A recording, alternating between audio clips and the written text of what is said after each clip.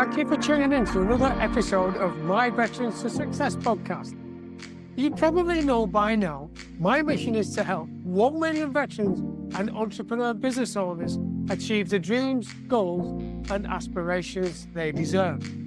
That is why I created the Veterans to Success podcast, because I get to interview guys, men and women, who want to share their fascinating stories with you about their time before, during and after their time in the military, so you can benefit and overcome your challenges. So sit back, relax, and get ready to be mesmerized, astounded, and entertained.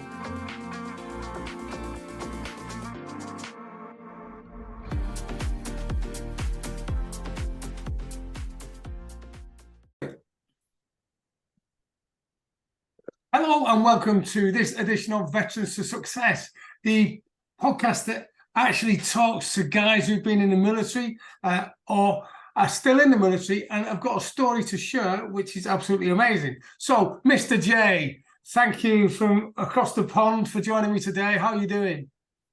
Doing good. How about yourself? Yeah, that's good. Yeah, I'm great. Thanks for asking. So, you know the score. We had a chat before. We've had a few chats before today, and we reveal your career, your history as we go along, and it is a fantastic history. So let's jump straight in, and let's find out a bit about you before you joined the military, right? Right. I'm from Jacksonville, Florida. I grew up in the, I want to say, early 2000s. Late 90s. So coming up in Jacksonville during that time, before the cell phones, it was a different kind of feel to it, if that makes sense. It was a lot more interaction. I'd say. You know what I mean? A lot more people going outside, a lot more stuff you could get into. And I chose, my parents did the best they could with me, but I just chose to get in trouble. It's just how the city is. You know what I mean? I'm not going to sit here and fabricate my background. I made a lot of mistakes growing up. And I just so happened to have, not made enough to where I could still join the military. And I made the choice to, change my life and change my direction. And instead of going the route of prison and jail, I chose the route of just, seeing what the military could do. And I joined the Army from there. Best move I ever made. Oh, that's great. So what sort of stuff, without going into too much detail, what sort of stuff was happening when you were young? Right before you joined the military? Jacksonville, Florida is a murder capital city. And I grew up during the murder capital era. And the thing about a murder capital city, regardless of where you go, it's aggressive because there's a lot of aggression out there. It's a PTSD city, in my opinion. There's a lot of mental health, things that aren't talked about that go on out there. And it's just, when you sit back and look at it, it's just, man, it's just something you have to experience. It's the best way I could put it. So I suppose, like, what was happening in your life when you just woke up one day, or maybe over a period of time, and just thought, wow, I've got to get in the military, because if I don't, there's only one place I'm going, and they serve prison food that might not be all that nice, not all that tasty. It's I want to say when all of my dreams died, I guess that's the best way I could put it. When everything that I wanted to do didn't work out, and I'm looking at the routes of, this is either going to be my life, I'm going to be hating the route I'm going on, or I could take this chance, I could do something that I'm scared to do. Wow. And at the end of the day, I can make this move, and the worst that could happen is, we're not even going to think about it. We're just going to jump. And I jumped. And thanks for sharing that, because the reason I asked that question is because I get to chat to some fabulous guys, right? Men and women. And it's always interesting to find out the makeup of them, because what I've found is it doesn't matter whether they go the officer stream, ordinary rank stream, whatever stream it is, you've all got a story, right? And like I'm pretty much like you. If I used to knock about with some interesting people before I joined the army, And Right. and I'm really pleased that I mean, I had a great upbringing, and the thing is though that some of the people I knocked about with were interesting. So it's always good to get Right. feedback. So Right. Right. on that day where you decided that you wanted to go in, who did what was the first day like? Who did you join, and what were you going through in your mind? Uh, well, the process, I didn't understand the process, you know what I mean? Because it's not like you just join straight in. They have to, I guess, weed out the weak links.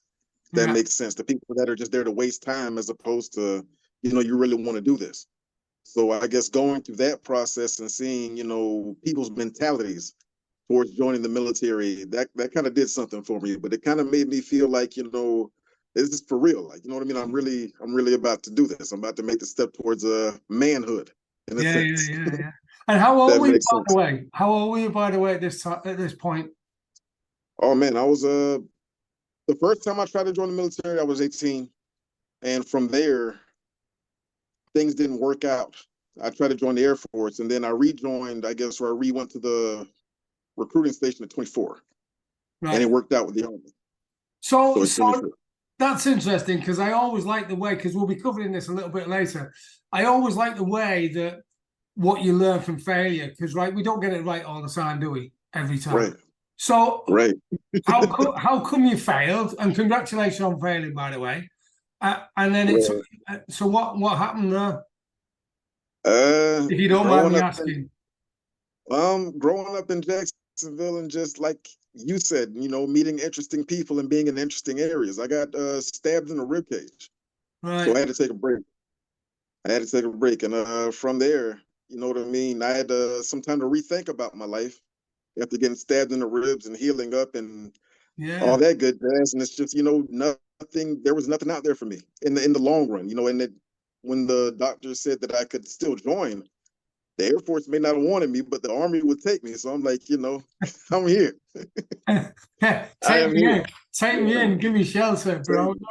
Give me So a chance. so who did you join? Who did you join then when you joined?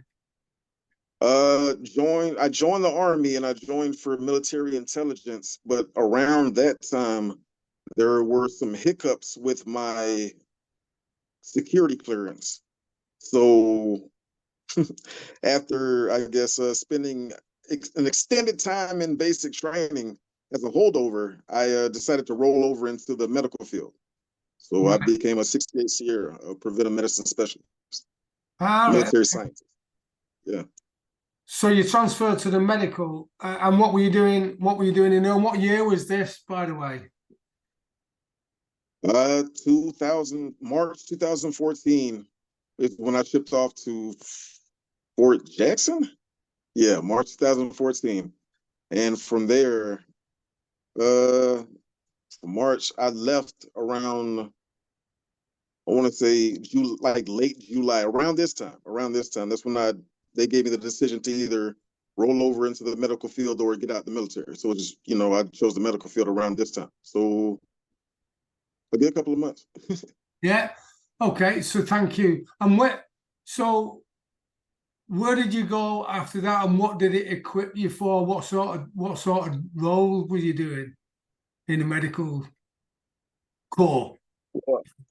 Well, from there, after having your mind state set on military intelligence, and I thought I was going to go to Pensacola and have a good time, but they sent me out to, they sent me out to San Antonio. I went out to the medical, or not the medical, but I went out to San Antonio, and from there was probably the best thing to ever happen to me going to Texas. I'll say Wow. that. And so that's a big statement. That probably the best thing that ever happened to you. The So best thing that ever happened to me. what was so good about it then? The change of environment and the change in perspective that came with that. Right. Definitely. Texas is a very welcoming state for those of y'all who know about Texas, because I understand you're across the pond. But Yeah. Texas is a very welcoming state, and during the era and the time that I went there, a lot of people, they didn't make me feel like I was an outcast as opposed to some other places. It was really, you got the the feeling of brotherhood out there in Texas. And I really appreciated that, in hindsight. Yeah, yeah. Oh, that's marvelous. So, how long were you out in Texas for, and what sort of jobs did you do while you were there? Coming in as a holdover, I had to wait a little bit. So I spent about a good, I want to say, almost 9 months in Texas, Right. getting everything together, and from there, there were some hiccups along the way. I had to learn some things about the military in regards to, I guess, rank and structure and how to, left, right, left. But there were some. I got my first Article 15. I don't know if you know about those or what y'all call those No, over on your end. what's Article 15 then? When they give you they give you how do you say this? Like a notification for reprimand or something like that when you mess up and they let you know. Oh yeah, well we call it a 252, a charge. 252. Okay, yeah. Yeah, we Okay, so call it y'all have 252. field grade and Yeah. y'all have different versions for yours or no? Well, we have different versions of them. A 252. A 252 is the one where you can get charged for anything. Yeah. They can just if you sneeze in the wrong place, that's a 252. Right. Right. So Yeah. so Yeah. I mean, I got charged 252 for having on an inspection where I'd put too many of my fatigue clothes in the washing machine, but I'd washed them. oh man. And there was a bit of salt powder under the epaulette, and I got charged, and I got restriction of privileges, and I didn't go home on leave for the weekend just because of that. Because Nice. they wanted to break us, right? We were in basic training, so the job is to break us, and all I did was smile because you got to, haven't you? So yeah, so you got an Article 15. So what happened there then? So I got my first one in basic. Oh, you first, right? Okay, And when you smiled, I laughed. right. And he Okay. just, it can set off a chain of events. And from there, it was me bumping heads with everybody that, we had to bay with. And it was just a big testosterone battle, and I didn't back down. So that was my first one. Yeah. That was definitely my first one. And my second one was due to pretty much the same, or not the same scenario, but a different scenario where, when you're talking to somebody with an authoritative position, you have to stand at a certain position, correct? Yeah. I forgot to do that. All right. So that's You know, just a ticket for but for getting the an first article. one, they took away where you said they took away your leave. Yeah, They yeah. took away a month's worth of pay for me. Wow. Yeah, they did that for the first one, and for the second one, they did 2 weeks, and I had a month of restriction for both. Wow. But they were very character building experiences. Like it's they didn't play with me. You know what I mean? Like they when you're from, I guess, certain cities in America, they just know the testosterone level is going to be different with these individuals. So Yeah. you gotta let us know. You know what I mean? And I appreciate it. I learned early as opposed to some people that learn late. So I mean, then you were the person with attitude, then, weren't you? I suppose. It's not that I had attitude. It's just that there's a way to lead without ego. You get what I'm Yeah. saying? Like lead. Don't sit there and just because you have this position, think that you can do this, that, and the third. Because I read also.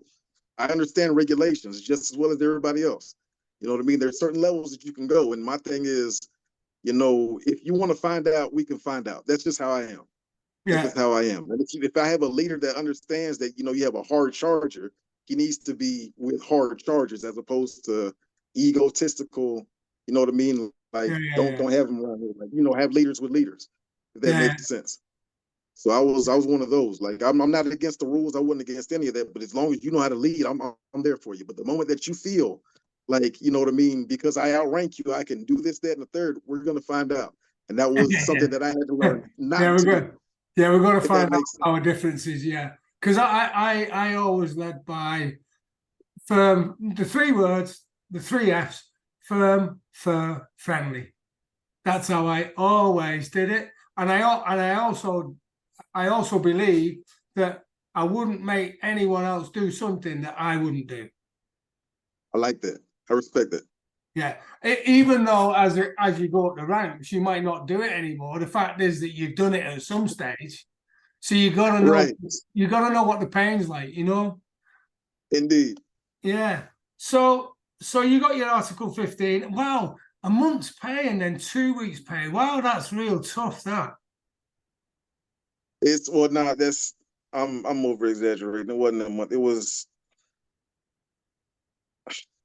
was a field grade for the first one. So the maximum punishment for the field grade for the first, I don't think it was a month. I think it was 2 weeks, but I got to look up the regulation. It was trash. I'll just say that. They Yeah. took Well, I away. mean, it's a few weeks. It's a few weeks pay. Yeah. Yeah, definitely. They definitely take away your money. They definitely take away your money. That's all I need to do or need to have happen. Like once they took away my money, that was it. So I got my field grade in basic. I got my the lesser one in AIT, and from there I didn't get in trouble again. Not like That's that, at good. least. So that was a great lesson then. So apart from that, what other challenges did you face in the military, and then also when you were coming out of the military, when you were The transitioning? challenges that I faced in the military, I want to say, is just in regards to dealing with leadership that would, in a sense, be burnt out. Just to keep it respectful, not to talk down on, the military, but it's just dealing with leadership that, in my opinion, they were burnt out and they just, they didn't have the same spark that they did when they first got into their positions. So I had to learn a lot of things the hard way. Yeah. You know what I mean? And as opposed to dealing with somebody that, really wanted to, I guess, drive forward and make leaders, you know what I mean? As opposed to, it's just dealing with leadership that really didn't, I guess, appreciate the fact that they were leaders. If that makes sense. Yeah. And what happened when you decided to leave the military, and how come you did that? Because I know you've experienced some tough times injury wise, because I can see now it's difficult for you to just sit in one place. So what happened there? Right. So pretty much dealing with leadership, they would, I guess, reprimand or discipline, or they would pretty much make me do push-ups and sit-ups or do sit-ups on the concrete. And it pretty much, over time, dealing with that and different various injuries from training incidents pretty much caused my back and my spinal cord to get an acute type of injury to where it pretty much ended my military career. But it started off from leadership that, in my opinion, were burnt out, as opposed to, I guess, understanding. When you say burnt out, I get a feel for what you're saying. Just for the guys who are listening, what do you mean by leaders who are burnt out? What was happening to them in their lives to be like that and come across in that way? When you're dealing with a leader that's going through a divorce and they're too, I guess, prideful to say that they're going through a divorce, so they're taking it out on their subordinates. Yeah. That's what I'm talking about in regards to burnt out. Like they're too, I guess, strung out on the military stigma of having to be tough, and instead of just dealing with their issues, they're taking it out on again, their subordinates, and it goes to that same old story, rolls downhill. You know what I mean? So that's pretty much what happened. You gotta walk on eggshells around people. I'm trying my best to do my job, and it's just like, if everything that I do takes you off for the simple fact that you're going through issues that I have nothing to do with, and I'm getting the brunt end of it. That was pretty much the beginning to my military stories, based on off the injury, just like that. You know what I mean?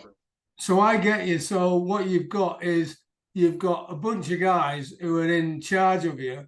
They're getting a bad time at home or in the personal life or something, and then coming in and just letting you guys have it and taking it out on you. In a sense, yeah, in a sense. And it's just that's tough to deal with when you first start. You get what I mean? Like when you're first being introduced into the military, just dealing with burnt out leaders.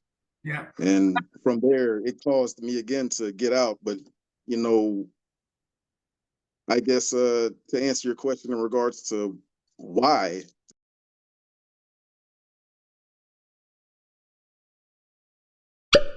Hey, do you enjoy sipping a good glass of wine? As you know, sipping too much wine can leave you feeling groggy in the mornings.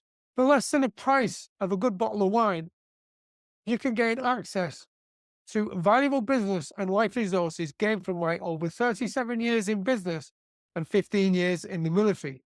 These world-class resources are designed to help you achieve the goals, dreams, and aspirations you deserve. So visit joelteams.com now to find out more. That's JOETEAMS.com to find out more. That was it. The injuries.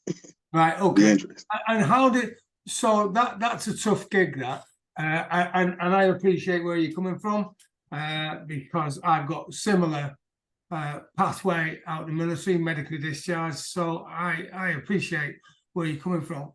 And how difficult did you find that when you were getting out? Because it had been brought on without you planning it. So how difficult was it to transition into Civvy Street? Very, very, Right. because at the time of me getting out, I'm 29 Yeah. and I'm just about to turn 30. So I'm really looking at life from a different angle. My injuries caused me to gain a lot of weight. You know what I mean? Like they started in AIT, but when I got out of AIT, pretty much from every base that I went to, it got worse. So, having to learn how to adjust to, I guess, moving again, if that makes sense. Yeah. If that makes sense. You know what I mean? Like having to learn how to walk certain places I can't go to because it hurts to go this far, having to learn that, certain kind of beds I can't sleep on because I'm not going to be able to sleep at all due to my injuries, having to learn that certain kind of, I can't go to the movies, you know what I mean? Because I can't sit down long enough to watch a movie, having to, I guess, reacclimate or reintroduce myself to a society that doesn't even understand itself. You know what I mean? Like all that. Yeah. It was Yeah. tough. And it's still what it is. And what help did you get from the military? In regards to the military, they gave a lot of options with the VA. You know what I mean? They gave me people to talk to. They gave me for my injuries, I'm getting, paid for it. You know what I mean? In regards to that. So that's in regards to my mental health, I'm doing pretty good right there, especially in this economy. But it's just like there are still some things that I feel like need to be, I guess, more openly addressed so that more people or more avenues can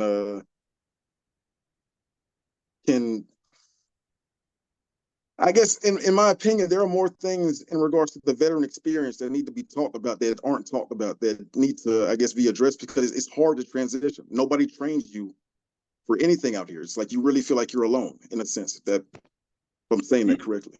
Yeah, because I remember when we had a chat previously, we talked about the fact that you go through some tough training to take the civilian out of you and build a soldier into you, and then you serve for a period of time, and then at the end, especially if you've got medical issues, they just pop you out at the end and they don't train you to be a civilian, do they? No, they don't. And you have to sit there and think about the mental aspect of that. You know what I mean? Like I was saying on our previous conversations, you're a 1%er, whether you like it or not, and you're jumping back into the 99. You know what I mean? Like, what Yeah. right and wrong looks like. You know what it's like to be on time for stuff, whether you were or not, whether you were, chaptered out or whether you ended your career honorably. You know what it looks like. So when you jump back into the 99 and they don't care about anything, it's just survival. That's tough to really understand and deal with. You know what I mean? It's an entire different mentality that you're jumping into. You could be sitting there talking to some like a nurse or a doctor, and from their angle, they think they're better than you based off of their career when you've actually been around people in the military that have done way more than they've done, and you're just trying to get a perspective on their life, and it's just the ego on civilians. It's hard to deal with, you know what I mean? Especially when you're a veteran that really is still trying to understand what it's like to be a veteran, if that makes sense. Yeah. So that's a very interesting point because, and when you're talking about the 1%ers, the 1%er is the percentage of the population that can actually make it in the military, and then Right.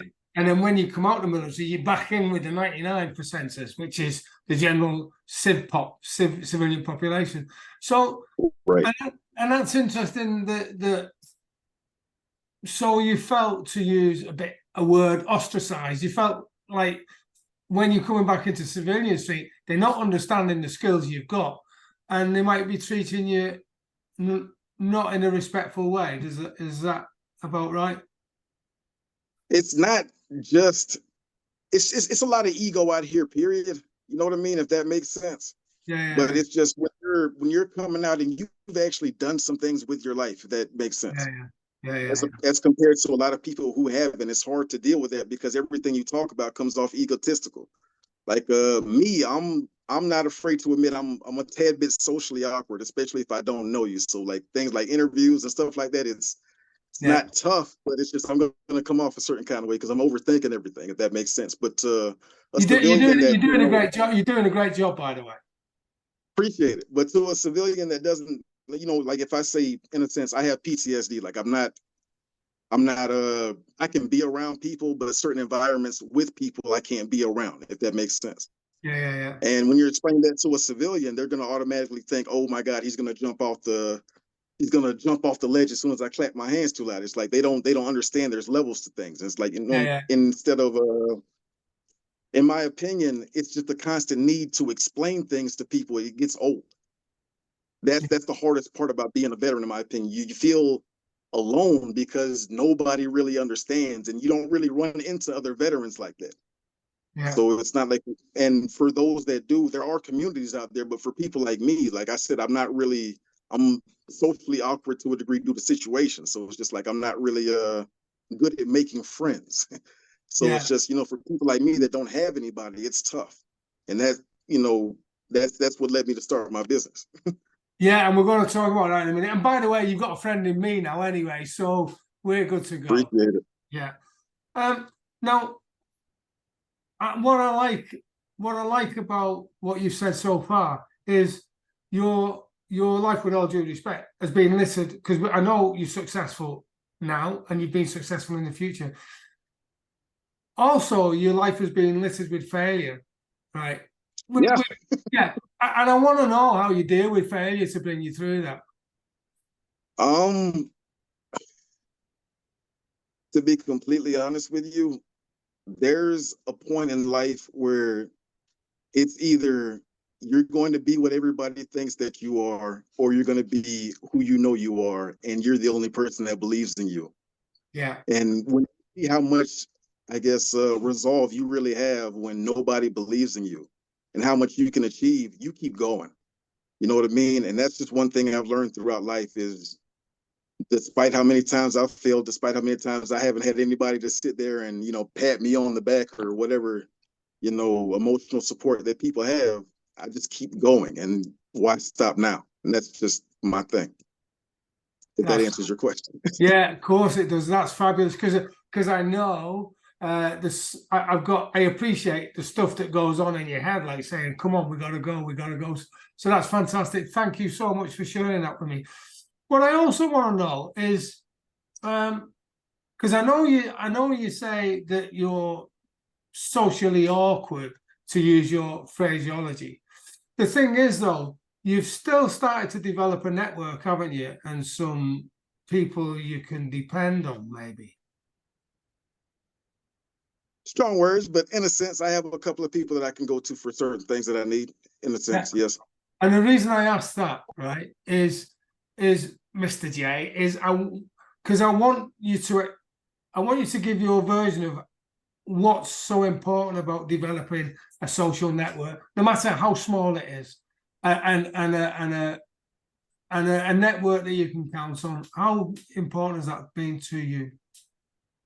In today's society, it means a lot because you really can't do everything alone. You need people, even if it's just, one guy that knows a network of people that you don't have to necessarily talk to, but they could talk to for you, the mediator. Like, you just need somebody. In regards to your mental health, it's not good to spend an extreme amount of time alone in a room. You need to go outside and, talk to people, even if it's just going to the gas station and buying chips and just going to the store and talking to a cashier, like having human interaction. Yeah, You yeah, need that because you're going to get stuck in your head. And that's something that they don't tell you. You know what I mean? Like, there have been situations to where, it's not depression, but it's just dealing with, I guess, hypervigilance, anger, dealing with, random thoughts of training to where is this person trying to get information out of me for the wrong reasons, and you're hyper paranoid now, like all that stuff. They don't tell you about it. So when you're sitting there, I guess looking at it, you can't be like that forever because it's not going to end well, if that makes sense. So you need other people who understand, who can tell you, hey, I went through the same thing.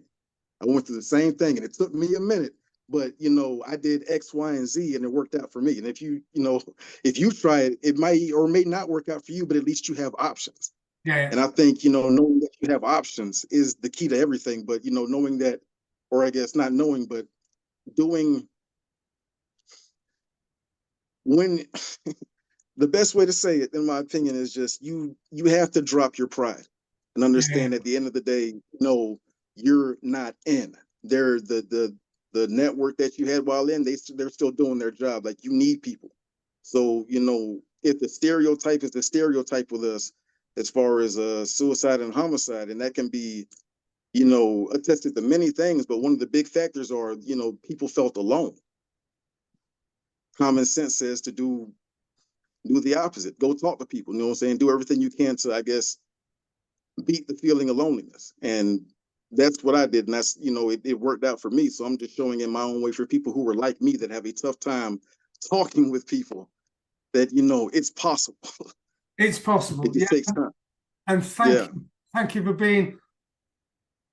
sharing that with me and being vulnerable, because I mean that's what we've got to be, isn't it? Vulnerable. And what I want to know now is I want to talk about your success, right? Because I know that at present you're in dialogue with the Guinness Book of Records, world records. So tell me a little bit about that then, please, Mr. J.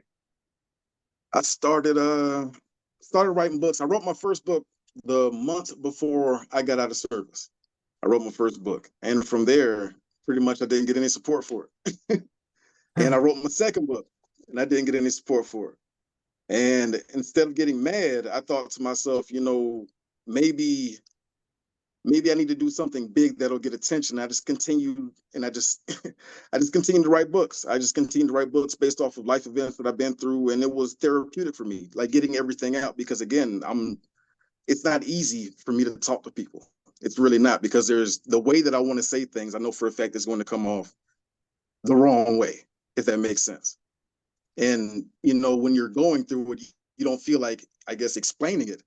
You just feel like letting it out. So my happy medium was writing books. And I just so happened I had that much aggression built up that I wrote over 1,200. You know what I mean? I wrote that world record.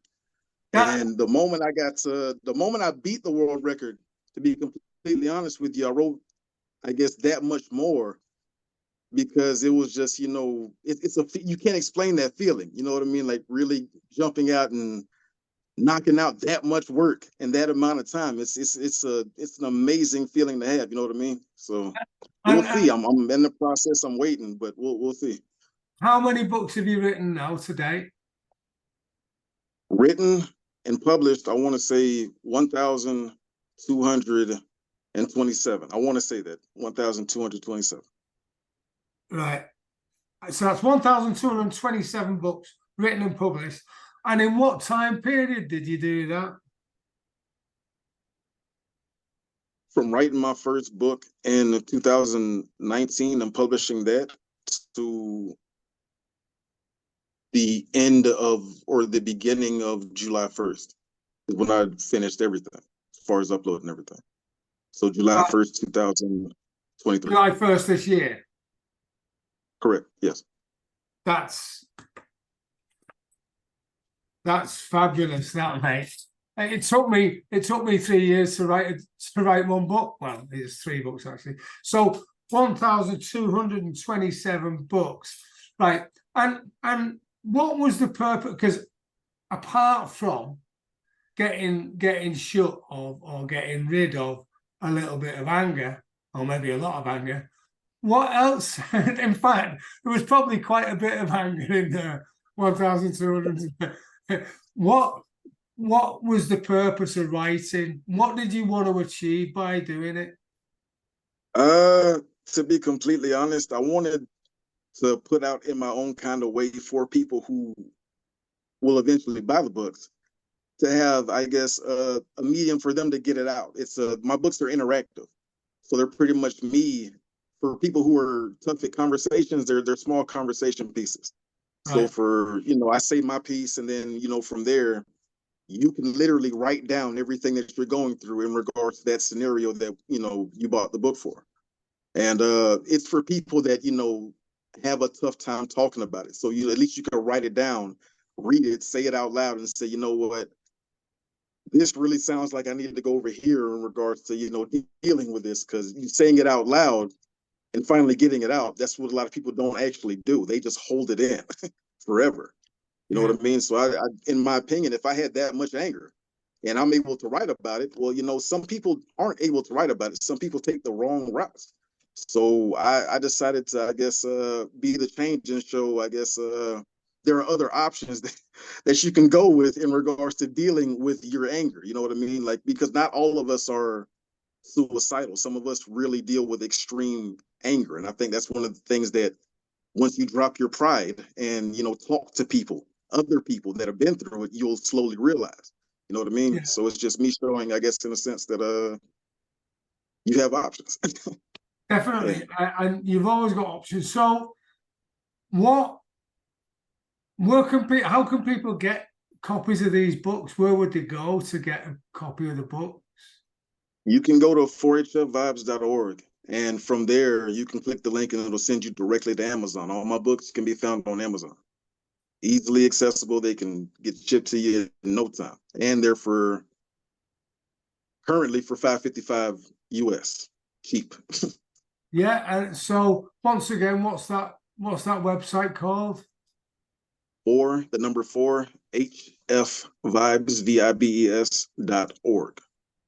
That's That's where you can find it.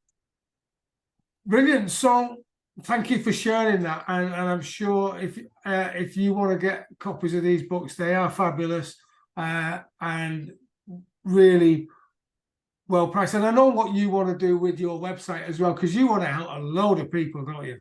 I mean, your mission now is to help as many veterans as you can. Yeah, at this point, because I'd rather do everything I can to beat the stereotype with us, because after experiencing what it's like to be a veteran, I really understand why certain things are the way they are. And most of it really comes from pride. Being, again, vulnerable enough to say, I'm not good at making friends. I'm not good at talking to people because I talk a certain kind of way. And Yeah. at this point in life, I'm not going to change that. You know what I mean? But it's just like I'm making an effort to be, I guess, a better person and show that for people like us, there are still options out here. There are still options out here. You don't have to give up. You don't have to sit there and make excuses about it and drink yourself into, I guess, a situation. There's more that you can do. So I'm just, I guess, I hope I'm answering your question. Yeah, definitely. And thank you for your service and for what you're doing and your aims and objectives, which is the reason why I have this podcast, because I just love the experience, the versatility, and also the different types of people I have on here, because it's just great from different walks of life, different levels of success.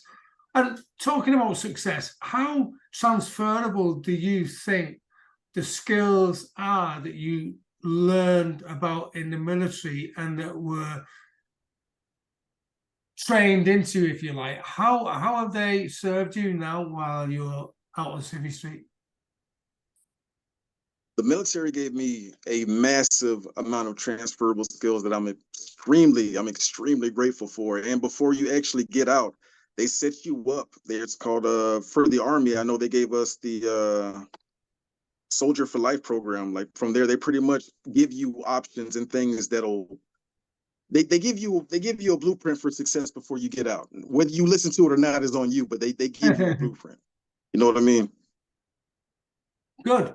And the Columbo question, it's the just one more thing, is what's the one big tip you give to a guy, male or female, who's going to leave the military, or maybe is already out of the military, a veteran who is having maybe tough times or is having success? When you meet other veterans, speak. Say, hey, you know what I mean? Like, don't don't act, I guess, standoffish. It's okay to say, thank you for your service to other veterans. It's okay to talk to other veterans. It's okay to, I guess, not live in the past, whether you've had good or bad experiences with the VA, whether it's or with your military branch or with other military branches. It's okay to be different. It's okay to, I guess, not take out past experiences on new people. It's okay to, tell others that you're having a tough time, because regardless of what you think, we all are. You know what I mean? Like it's okay. It's okay to be yourself. It's okay to I guess it's okay to say you're angry. And at the end of the day, as long as you're finding healthy ways to deal with it, that's the best you can do. And as long as you're doing the best you can do, nothing else really matters. You know what I mean? Like it's okay to be vulnerable. You don't have to boo-hoo cry, but it's okay to take the helmet off, take the rank off, and just be a human being. You know what I mean? Like it's okay. If I can put anything else out there, it's just no. Like for me, it's okay. Yeah. Well, thank you, Mr. J. Thank you for your service. And I know I only want to keep you sitting for the least amount of time as possible, because I know how it affects you. So thank you so much for your service. Thanks so much for your time. We're going to keep in touch, definitely. Thank you. Thank you for having me. Appreciate it. JoeTeams.com is a resource I have created to fulfill my mission to help 1 million veterans and business entrepreneurs like you achieve the goals, dreams, and aspirations they deserve. JoeTeams.com is jam-packed full of valuable resources specifically designed to help you on your journey to success. Visit JoeTeams.com now to find out how you can join and start your journey to success immediately. That's JoeTeams.com, JoeTeams, JoeTeams.com. And until we meet again, have a brilliant day.